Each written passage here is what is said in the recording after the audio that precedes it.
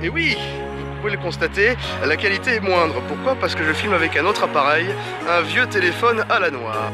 Essayer de vous reparler de cette voiture, à savoir l'Exam Citypack. Premièrement, c'est parce que c'était une voiture qui est disponible aujourd'hui. Nous avons une JS50 aussi, mais elle appartient à un client qui ne souhaite pas forcément prêter sa voiture, hein. Chacun fait ce qu'il veut. J'ai souhaité savoir qu'est-ce que ça valait une Exam vraiment sur la route, parce que nous avons testé la fameuse crossover de 2017 qui m'a beaucoup déçu, et je me suis dit il serait intéressant de confronter cette voiture à une voiture tout autre, c'est-à-dire une version de 2019, parce que évidemment il va y avoir le relift qui va être bientôt là, mais cette voiture est encore celle de 2019/2020.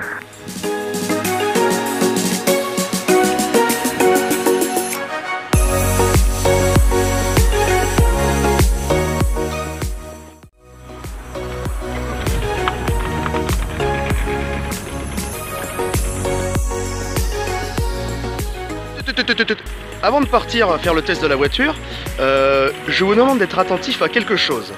Déjà, c'est une Citypack, donc il y a quelque chose de différent. Et oui, on a des enjoliveurs. Et il n'y a pas que les enjoliveurs de différents. Les roues de cette voiture sont des 13 pouces. Et vous allez voir qu'au niveau de la démultiplication, ça fait vraiment un taf qui est impressionnant. Vous allez voir, la voiture accélère aussi bien, si ce n'est plus, qu'un moteur Lombardini Progress. On va voir ça de suite.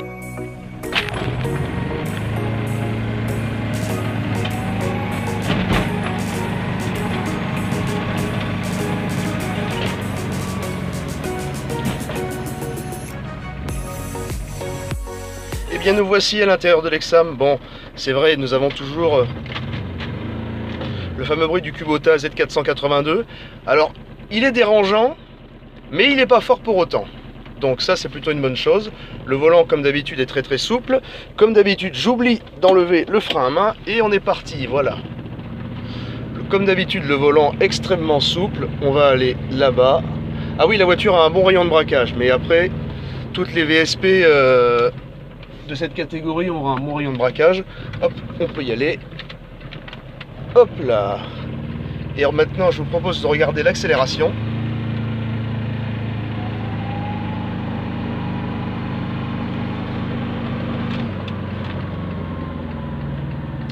Hop là.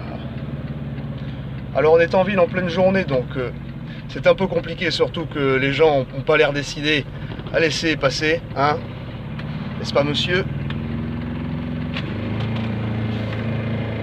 Honnêtement, c'est assez étonnant de voir qu'une voiture, une Exam surtout, accélère aussi bien, surtout que c'est pas cette fois un swap avec un moteur Lombardini ou je ne sais quoi, c'est vraiment la voiture d'origine.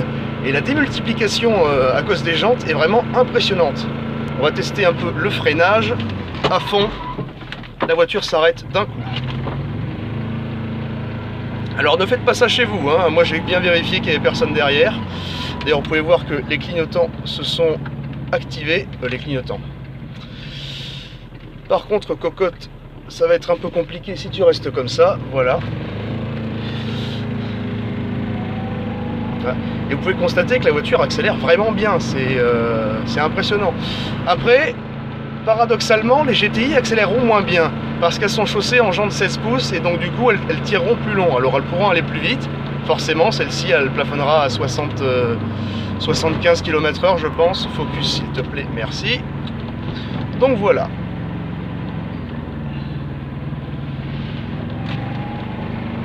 C'est assez marrant, hein, Ah, par contre, dû à la démultiplication, on sent vraiment que la voiture peut donner beaucoup plus. Ça, c'est une bonne chose. Elle pourra au moins donner 70 largement et de manière à l'aise, je pense. Bon, allez, on va y aller. Donc ça, c'est bien, hein, pas de problème pour s'insérer dans le trafic, hein. C'est vraiment impressionnant. Bon, forcément, c'est pas une supercar, c'est même pas les Tesla que j'ai testé, forcément. Mais ça fait largement le taf, hein, je vous dis. Pour ceux qui me connaissent, à la base, j'ai une moto 50 cm3, mais c'est un autre monde. Honnêtement, je pourrais avoir cette accélération-là sur ma moto, ben, ça m'arrangerait bien. Par contre, on plafonne très facilement. Et là, j'ai une Twingo derrière qui colle.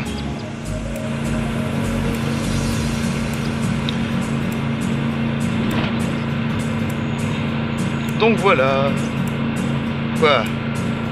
Elle est fâchée? Ah oui, mais en même temps, c'est limité à 30, hein.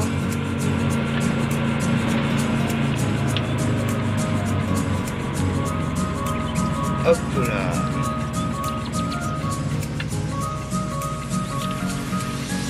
Oh, merci. Il y a quand même des gens sympas, c'est bien.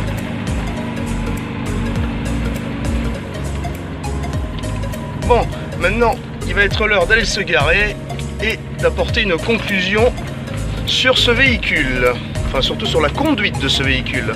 D'ailleurs, pour l'épisode complet, je vous renvoie vers mon ancienne vidéo sur cette même CityPack.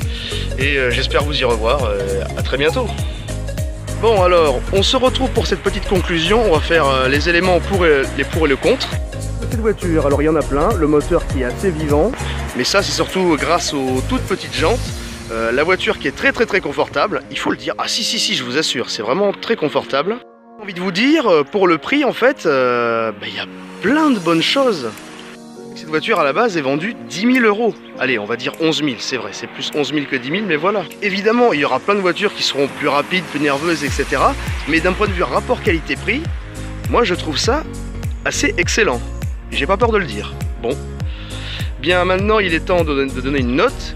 Eh bien, je donnerai 9 sur 10. Pourquoi 9 sur 10? Parce que c'est tout à fait ce que j'attends d'un véhicule de cette gamme-là.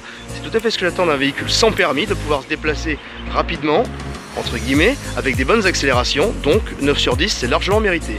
Sur ce, je vous dis à la prochaine et ciao ciao.